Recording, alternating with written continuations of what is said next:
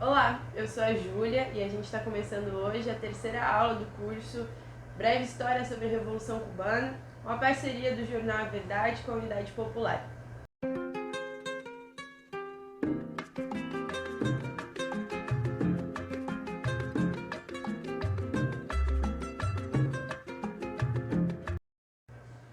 No nosso primeiro vídeo a gente viu um pouco sobre a história do período colonial em Cuba. No segundo vídeo a gente viu sobre a história do que é chamado neocolonialismo, aquele período, em que Cuba era um protetorado dos Estados Unidos, a emenda Platt, a política de intervenção, norte-americana na ilha caribenha. A gente viu como Fulgêncio Batista fez um golpe militar ali para manter o interesse, dos Estados Unidos ali de submissão do povo cubano. E hoje a gente vai ver sobre como foi a resposta dada nesse período por uma juventude que ficou conhecida como a Juventude do Centenário de Martí, liderada então pelo Fidel Castro. Essa Juventude do Centenário de Martí era assim conhecida por ser também herdeira dos ideais do José Martí, de liberdade, de pátria, como a gente já viu nos últimos vídeos, e também porque fazia em 1953 exatamente 100 anos do nascimento desse líder, desse revolucionário cubano. Em 1953, um ano após então o início da ditadura do Fulgêncio Batista, que se iniciou em 1952, vários jovens de tendências socialistas, da juventude do Partido Ortodoxo, principalmente liderados por Fidel Castro, começam a se organizar, a se movimentar no sentido de entenderem a necessidade da toma do poder, de que o poder não poderia mais estar nas mãos dos mesmos generais, dos mesmos aliados e submissos ao imperialismo estadunidense. Então eles começam a se articular e surge então um plano para o que seria o primeiro movimento no sentido de tomada do poder revolucionariamente em Cuba. Essa vai ser a história então do que ficou conhecido como o assalto ao quartel Moncada. Fidel dizia que para que a insurreição armada acontecesse em Cuba não era necessário importar armas, que as armas já existiam no país. O que era necessário é que o povo as tomasse. Então ele organiza lá no Oriente, na província de Santiago de Cuba, um assalto a um quartel chamado Quartel Moncada, que estava, recheado de armas ali para o movimento revolucionário. E ele se organiza junto com outras centenas de jovens. Entre eles, o seu irmão, o Raul Castro, Abel Santamaria, sua irmã Aide Santamaria, Juan Almeida Bosque, enfim, vários revolucionários que se dispuseram a essa tarefa. Como que eles pensaram essa missão? A começar, estrategicamente, o assalto aconteceu em julho, Em abril, o Fidel encontrou uma granjinha, que ficou conhecida depois como Granjita Siboney, em que ele alugou essa casa, com a desculpa de que eles vão começar, entre amigos, um negócio de criação de frango. Então eles começam a fazer garagens onde seriam então as granjas, que eram os lugares onde eles escondiam os carros, para a operação, a cavar poços de água, que era onde eles estavam escondendo as armas para a operação, e a habitar a casa para que no dia da ação pudesse haver circulação sem nenhuma grande suspeita por parte da polícia de Santiago de Cuba. Eles organizaram a operação no seguinte sentido, Tinha o quartel ele era envolto ali pelo hospital, um grande hospital da cidade, e pelo Palácio da Justiça. Abel Santamaria tomaria então o hospital para fazer então a retaguarda para os companheiros que tomariam o quartel. Raul Castro tomaria o Palácio da Justiça, então o Abel com mais 22 homens, o Raul com mais 10 homens, e Fidel Castro tomaria o quartel em si com mais 95 homens. Esse era o plano então de assalto ao quartel Moncada, que se efetivaria então no dia 26 de julho de 1953. Esse período é o período onde acontece o carnaval cubano, então a expectativa é que os guardas estivessem dispersos e a população não notasse essa movimentação estranha por conta do momento que estava se vivendo na cidade. Por inúmeros motivos, dentre eles a própria inexperiência dos revolucionários, alguns companheiros que se perderam no caminho por não conhecer a cidade, enfim, várias coisas não aconteceram bem. E, na verdade, o que aconteceu no momento da toma do quartel Moncada foi uma verdadeira chacina. Dos mais de 120 revolucionários que participaram dessa atividade, 70 foram assassinados. Agora, dos 70 que foram assassinados, apenas 8 foram assassinados em combate.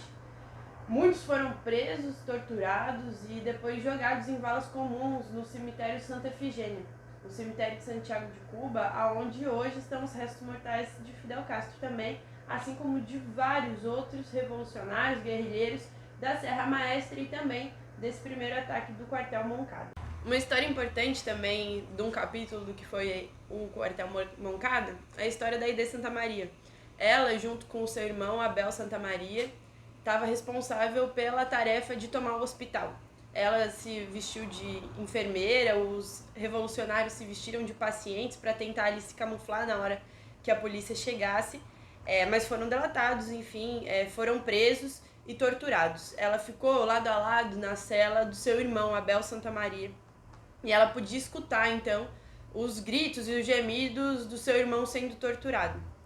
O policial, uma hora, chegou para ela com o olho do irmão em suas mãos e perguntou para ela, né? Bom, o seu irmão, eu arranquei o olho dele. Se você não me disser quem que é responsável por esse ataque, eu vou arrancar o outro olho dele. E ela disse, então, com muita tranquilidade sobre seu irmão, que ela amava tanto, que, bom, se tu arrancou o olho dele e ele não disse nada, não vou ser eu que vou dizer, né? E ela depois também pôde falar que, além do seu irmão, o Boris, que era o seu namorado, também participou dessa atividade, né? E aí ela disse, bom, eu saí depois do quartel Moncada torturada, viúva e sem o meu irmão, porque ambos foram assassinados. Mas eu tenho certeza que eu saí mais forte do que todos aqueles que foram me julgar no tribunal depois. Então, esse era o tamanho da convicção dessa mulher, dessa jovem, que participou, junto também com a Mel Bernandes, que era sua companheira de cela, e que foram grandes articuladoras depois do processo de libertação da Cuba revolucionária, né? Os jovens que foram, então, presos, né, toda essa galera aí da geração do centenário do Martí, que depois do quartel Moncada, então, estava na cadeia, teve muito problema para conseguir fazer a sua defesa, né? Os advogados, e principalmente aí os que estavam responsáveis pela defesa do Fidel Castro, não tinham acesso aos atos do processo. Então, eles não tinham como defender os seus clientes. E o Fidel Castro, por ser, então, advogado, ele fez uso, então, dos seus conhecimentos para fazer essa que foi uma das defesas mais emblemáticas, né, da história, chamada A História Me Absolverá. Tem uma história muito interessante, porque ele escreveu a sua própria defesa enquanto ele ainda estava preso. E ele não queria que a sua defesa fosse apenas uma defesa individual, ele queria que a sua defesa fosse um verdadeiro manifesto de por que eles tinham tomado essa atitude de tomar o quartel e o que eles queriam com isso. Então, na verdade, A História Me Absolverá é um verdadeiro programa da Revolução Cubana, em que ele fala todos os problemas sociais da fome, do analfabetismo, enfim, da falta de terra para os camponeses, das desigualdades que o povo cubano enfrentava. E ele coloca quais são as medidas necessárias para acabar, né, com essa situação. E entre elas está, na verdade, a derrubada do Batista e o povo no poder, né? Então, ele faz essa defesa que circula, o objetivo é que ela circulasse como um panfleto, como um manifesto no meio de todo o povo. Como ele faria isso no momento que ele estava preso e completamente proibido de enviar cartas e manifestos para fora da prisão? Ele escrevia com suco de limão em papéis muito, muito finos que coubessem guardados dentro de uma caixa de fósforo, então de página em página, de trecho em trecho, esse manifesto, e dava para quem fosse o visitar para que transcrevesse, então, e fizesse essa distribuição entre o povo. Então, na verdade, no momento em que o Fidel faz a sua defesa, o manifesto A História Me Absolverá também já está divulgado, né, como uma grande obra de propaganda, de fato, de agitação desse movimento que está surgindo. Como os revolucionários têm a tendência de fazer, o Fidel Castro colocou os seus acusadores no banco dos réus, né? Então ele usa a sua defesa para acusar a ditadura, para acusar o Batista, para acusar o imperialismo de todas as mazelas que os cubanos têm de enfrentar e mobilizar o povo no sentido de se organizar para enfrentar essa situação. Então, na sua defesa, quando perguntam, né, para Fidel quem foi o autor intelectual do assalto ao quartel Moncada, o Fidel ele não titubeia em dizer que foi José Martí, que enfim, já tinha morrido há bastante tempo, né, mas ele responsabiliza José Martí pela intelectualidade do assalto e termina sua defesa dizendo que, bom, me condenem, não importa, a história me absolverá. O ano de 1955 ficou marcado por um desgaste no governo do Batista, muito por conta das grandes manifestações populares, uma insatisfação muito grande da população, várias greves, principalmente do setor açucareiro, surgindo, e manifestações de massa, de rua, que conquistaram a anistia de vários presos políticos, dentre eles o Fidel Castro e seus companheiros.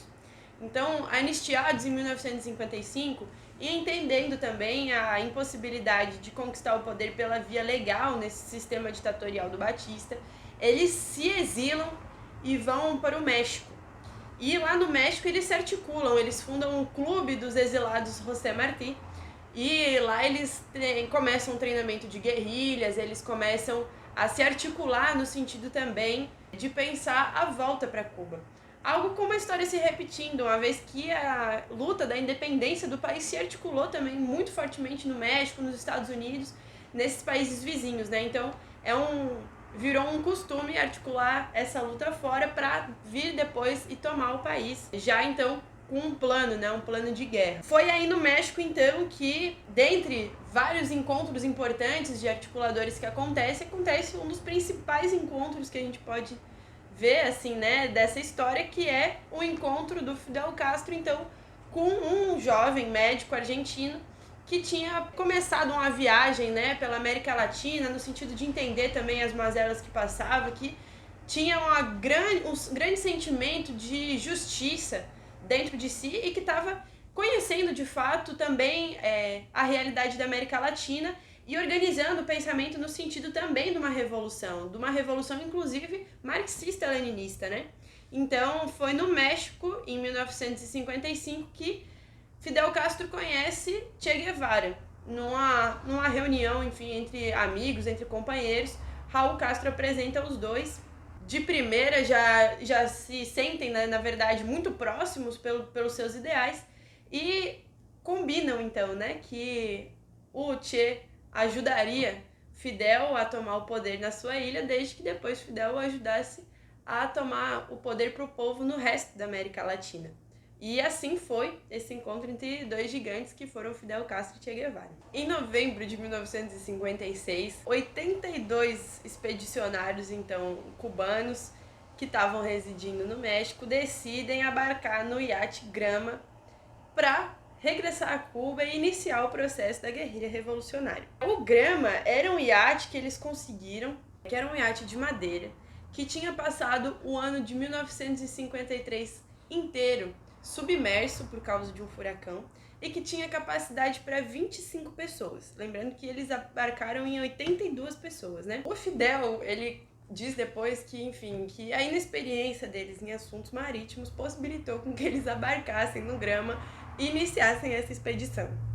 Porque, de fato, foi um movimento bastante ousado de parte dos revolucionários.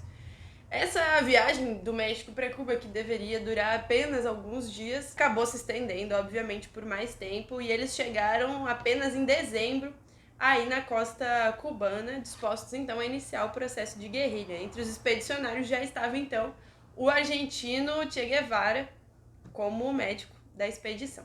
Ao chegar em Cuba, os expedicionários do Grama também enfrentaram muitas dificuldades. A começar que, enfim, ao desembarcarem os 82 companheiros, em Alegria del Pio, que é uma região ali de Cuba, eles foram surpreendidos por um ataque do exército do Batista, que dizimou a maior parte dos revolucionários. O Fidel, que estava na companhia de mais um homem, vê então, depois de muitos dias, o seu reencontro com o seu irmão, Raul Castro. O Raul que trazia então consigo 5 homens e 5 fuzis.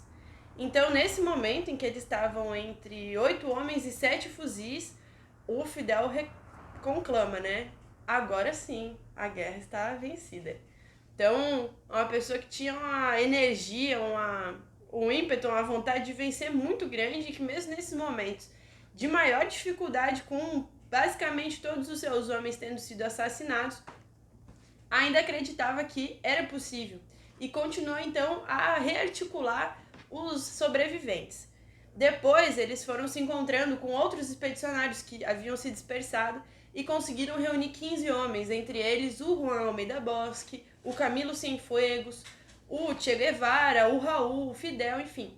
Esses que seriam os futuros dirigentes então do Exército Rebelde. O Exército Rebelde ele se organizava através da tática da guerra de guerrilhas, tanto guerrilhas rurais quanto urbanas, que é uma tática que favorecia um exército menor, em desvantagem em relação ao exército inimigo, né?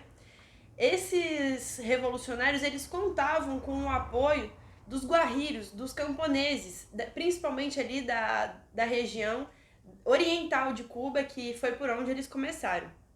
Por eles implementarem o programa da reforma agrária nas suas agitações, nos seus panfletos e na sua prática, inclusive, ganhando territórios e já distribuindo entre os camponeses, eles tinham nesses camponeses aliados, no sentido de fornecimento de alimentação, de abrigo, como mensageiros e inclusive como guerrilheiros. Então esses camponeses iam se incorporando no exército revolucionário e aumentando as fileiras então do exército de libertação cubano. Então na região da Sierra Maestra foi se implementando na medida do avanço, né, das tropas guerrilheiras, o território livre da Serra Maestra, ou seja, os lugares em que estavam sob o domínio do exército rebelde já tinham ali na hora já implementado a reforma agrária, já tinham abolido as leis de impostos abusivos então para os camponeses, se construíam ali mesmo hospitais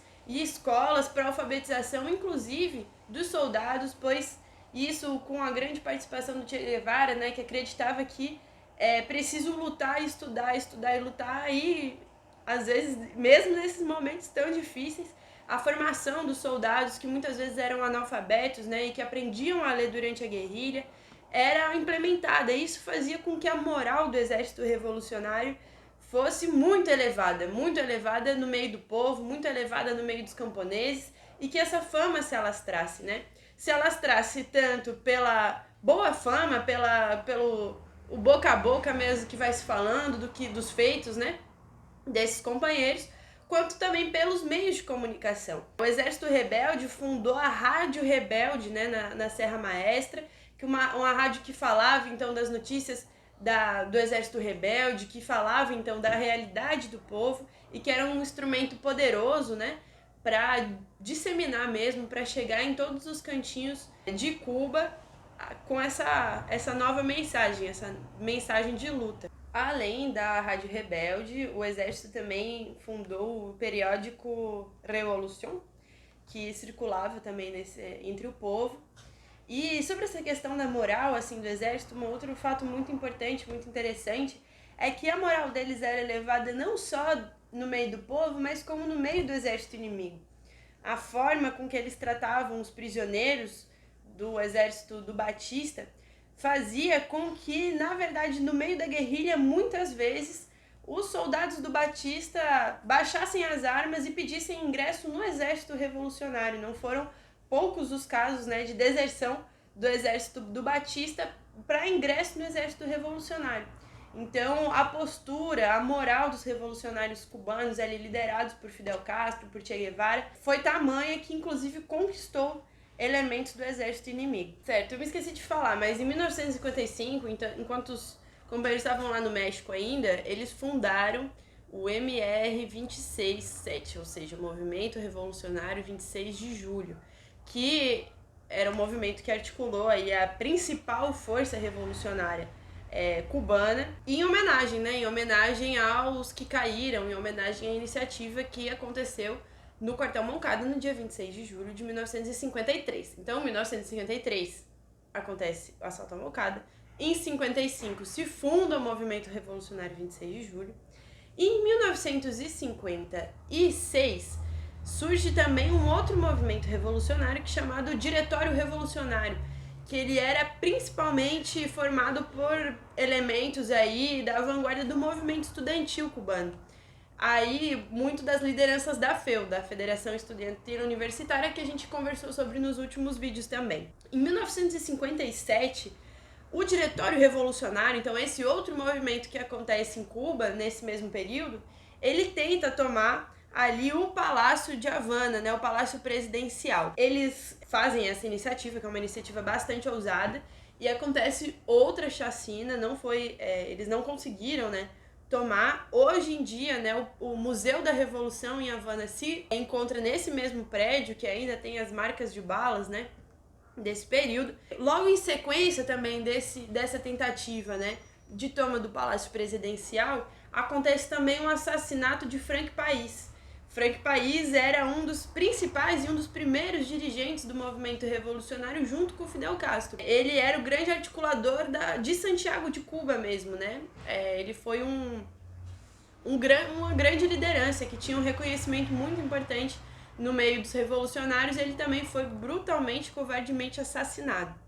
Então, quando Frank País é assassinado, acontece uma greve espontânea, uma greve que eclode em vários pontos diferentes de Cuba, né?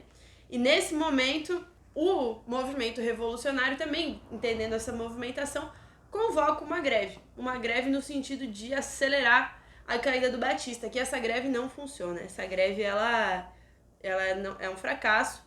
E o Batista entende, então, que é o seu momento de contra-atacar, de sufocar o movimento revolucionário no seu coração, na Serra Maestra. Então ele manda mais de 10 mil homens para a Serra Maestra para, de fato, sufocar o movimento revolucionário.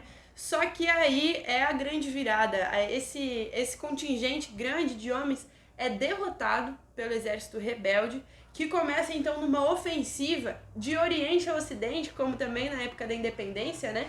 Com as fileiras aí de Camilo Cienfuegos e Che Guevara marchando pela província de Las Villas até Pinar del Rio, ou seja, indo de fato do Oriente até chegar ao Ocidente e tomando cidade após cidade. A gente conhece, né, a história famosa, então, de uma das principais vitórias, né, do Che, que foi a toma de Santa Clara, onde o exército revolucionário descarrilha o trem. E, enfim, tem uma jogada muito inteligente ali para a toma dessa cidade, que foi um dos marcos, então, dessa contraofensiva, né, revolucionária, que, na verdade, vai culminar, então, na vitória do exército rebelde. Uma coisa importante de colocar sobre a história da Revolução Cubana é que, além, claro, né, dos grandes comandantes que a gente conhece, o Fidel Castro, o Raul Castro, Che Guevara, Camilo Cienfuegos, Juan Almeida Bosque, que, além desses companheiros, houveram, na verdade, muitas companheiras, muitas revolucionárias que foram imprescindíveis para a vitória da Revolução. A gente tem aí a própria Célia Sanches, que foi uma guerrilheira nata, que preparou, inclusive, a chegada dos companheiros do México. A gente tem Vilma Spin, a gente tem a Leida Marte, a gente tem a Aide Santa Maria, Mel Bernandes, enfim, inúmeras revolucionárias que deixaram aí seu nome impresso nessa história tão bonita, né? No Exército Rebelde não foi diferente. Foi fundado, durante a época da guerrilha, o Pelotão Mariana Grajales, que era um pelotão exclusivamente feminino de guerrilheiras, em homenagem aí à mãe, né, do Titã de Bronze, Mariana Grajales, que foi considerada uma das mães da independência de Cuba, né? Então, em homenagem a essa grande mulher, uma mulher negra, uma mulher lutadora, se homenageou, então, esse pelotão exclusivamente de mulheres, que é uma coisa que pouca gente sabe que aconteceu, né? Mas que, enfim, travou várias vitórias também durante a época da guerrilha. O exército revolucionário, durante seu percurso, né, que começou lá, então, com aqueles poucos companheiros que sobreviveram e acreditaram, né, na palavra de Fidel de que, mesmo sendo poucos, eles venceriam, terminou, então, o processo revolucionário com 8 frentes, 25 colunas e 10 destacamentos guerrilheiros. e mais de 500 batalhas travadas, né? Então, o exército ele se complexificou, ele aumentou de tamanho e pôde então marchar para tomar, de fato, Cuba inteira. O Fulgêncio Batista, com o seu plano fracassado, né, que ele chamou de FF, que é fim de Fidel, quando ele vê que o seu plano fracassa, ele, no dia 31 de dezembro de 1958, pega seu avião, ele se exila em Portugal e deixa um militar aí como presidente. No dia 1º de janeiro de 1959, o exército revolucionário já marchava sobre Havana. Fidel ainda não tinha chegado, mas muitos companheiros já tinham tomado a cidade, e ele convoca então para o dia 2º, para o dia 2 de janeiro, uma greve geral para consolidar então a revolução. E a gente diz então que no dia 1º de janeiro de 1959 triunfa então a Revolução Cubana, né? Essa revolução de camponeses, de operários, de gente simples que derrotou um exército financiado aí pelos Estados Unidos, né? Mostrando aí um grande exemplo de dedicação, de disciplina revolucionária mesmo para toda a América Latina, inclusive até hoje.